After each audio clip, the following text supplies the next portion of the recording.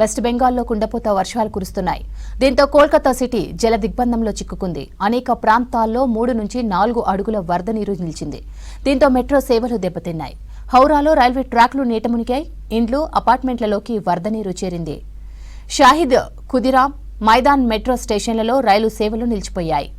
దక్షిణేశ్వర్, మైదాన్ స్టేషన్లలో మధ్య రైళ్ల సంఖ్యను తగ్గించినట్లు కోల్కతా మెట్రో రైల్వే ప్రతినిధి తెలిపారు.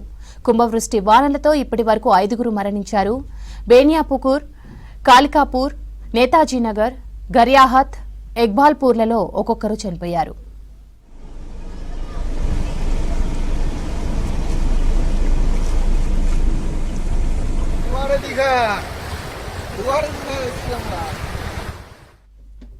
భారీ వర్షాల కారణంగా రాష్ట్రంలోని 6 జిల్లాలకు వర్ష సూచన చేసింది వాతావరణ శాఖ.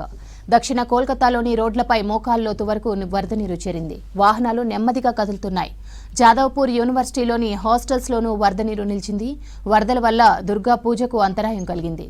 పందిళ్లు నీట మునిగాయి. వర్షాల కారణంగా ఇండిగో సంస్థ తమ ప్రయాణికులకు పలు సూచనలు జారీ చేసింది. భారీ వర్షాల కారణంగా కోల్కతాకు విమానాలు ఆలస్యంగా నడుస్తాయని తెలిపింది.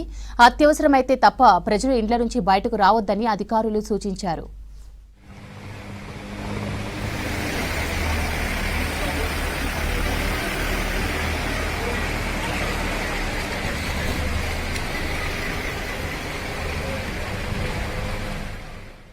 మరోవైపు మధ్యప్రదేశ్, బీహార్, మహారాష్ట్ర, గోవా, కేరళ, తమిళనాడు, తెలంగాణ సహా పలు రాష్ట్రాలకు ఆరెంజ్ అలర్ట్ జారీ చేసింది ఐఎండీ.